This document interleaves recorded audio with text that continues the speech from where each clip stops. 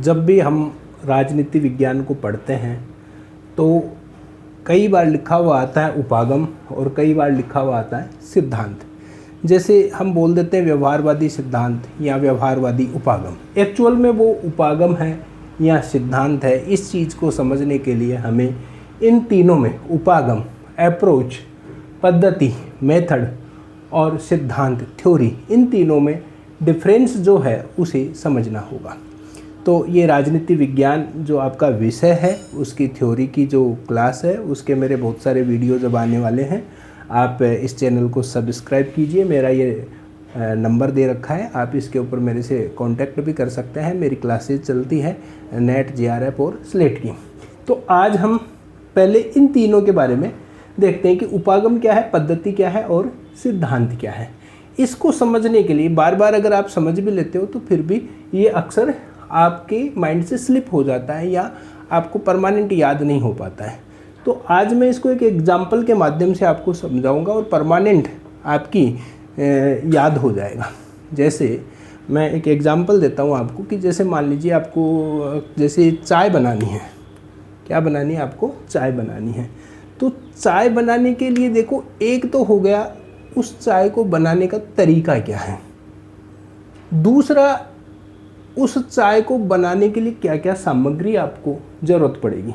तो सामग्री हो गई कि उसको बनाने के लिए आपको चाहिए चाय चाहिए, चीनी चाहिए, दूध चाहिए, अदरक चाहिए, लौंग चाहिए, इलायची चाहिए। तो वो हो गई सामग्री, उसको हम कहेंगे क्या? सामग्री।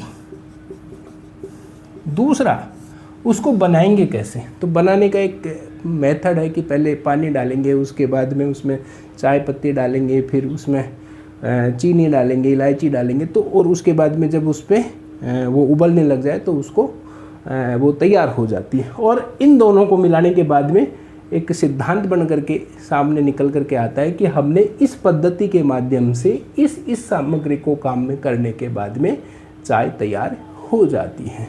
तो अब आप इसी एग्जाम्पल के माध्यम से समझो कि जैसे आपको कोई भी सिद्धांत है तो उस सिद्धांत के अंदर उपागम और पद्धति दोनों चीज़ें शामिल हैं।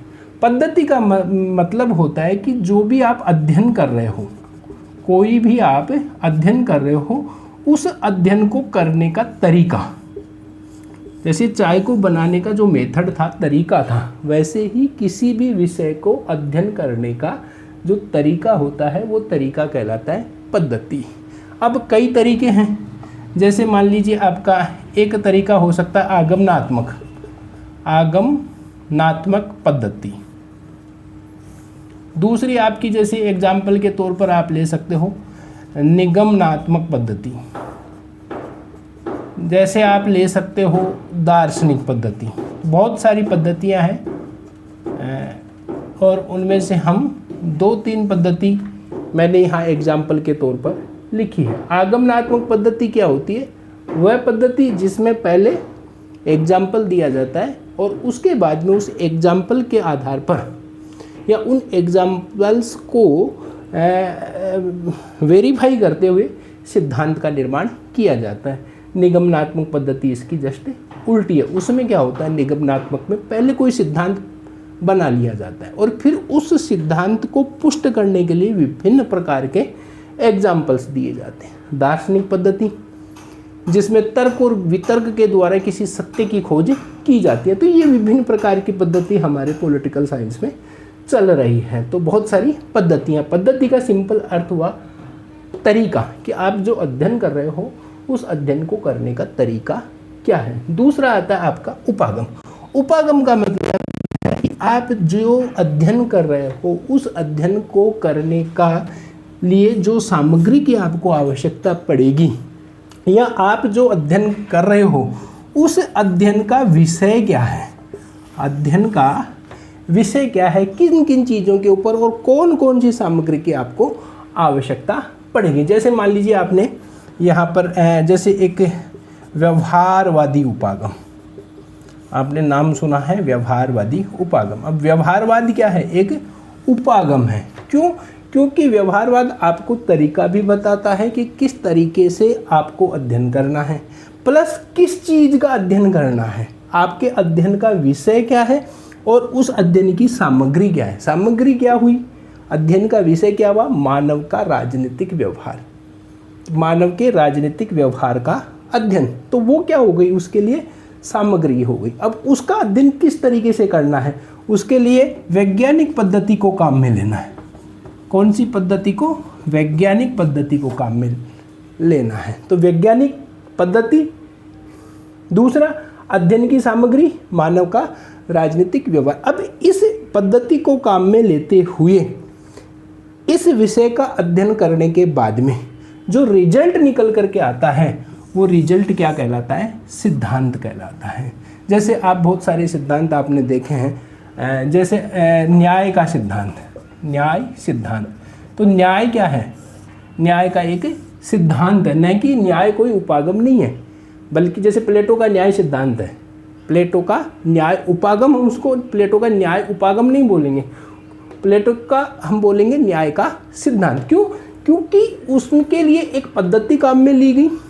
पद्धति कौन सी काम में ली गई, दार्शनिक पद्धति से उस सिद्धांत को बनाया गया, निगमनात्मक पद्धति को उसमें काम में लिया गया, सामग्री को उसमें काम में लिया गया। कौन सी सामग्री काम में ली, विषय क्या था, जैसे मान लीजिए वो जो सिफालस और पॉलीमार्कस ने जो अध्ययन किए थे न्याय के संबंध में, जो अपने निष्कर्ष निकाले थे, हैं, उन निष्कर्षों, जो परंपरागत न्याय के सिद्धांत थे, प्लेटो उन परंपरागत न्याय के सिद्धांतों की तुलना की गई। तो यहाँ उन्होंने कौन सी काम में ली, एक तुलनात्मक उपागम को काम में लिया कि पहले के जो न्याय के सिद्धांत थे उन सिद्धांतों के आधार पर इन पद्धतियों को काम में लेते हुए उन्होंने क्या बना दिया, अपना एक न्याय का सिद्धांत। जैसे न्याय का सिद्धांत है, स्वतंत्रता का सिद्धांत है, जॉन रॉल्स का न्याय का सिद्धांत है, समानता का सिद्धांत है, तो वो सारे क्या बन जाते हैं, सिद्धांत। तो सिंपल लैंग्वेज में अगर आप इसको समझना चाहेंगे कि उपागम पद्धति और सिद्धांत में क्या अंतर है, तो आप ये समझिए, पद्धति का मतलब होता है तरीका, उपागम का मतलब है कि अध्ययन का विषय क्या है, उसकी सामग्री क्या है, और सिद्धांत का मतलब जो बाद में जो रिजल्ट निकल करके आता है वो रिजल्ट क्या कहलाता है, सिद्धांत कहलाता है। चाय के एग्जाम्पल से समझा, चाय बनाने का जो तरीका है वो हो गया पद्धति, चाय बनाने के लिए जो सामग्री चाहिए वो हो गया उपागम, और अंत में जो आपके पास में तैयार जो बन जाता है, जो रिजल्ट सामने आता है, रिजल्ट का मतलब चाय, वो क्या बन गया, सिद्धांत बन गया। इसको हम एक उसके माध्यम से समझ सकते हैं, जैसे ये आप पद्धति लीजिए इसको, फिर उपागम लीजिए अप्रोच, और उसके बाद में इन आरेखों के माध्यम से ये सिद्धांत है।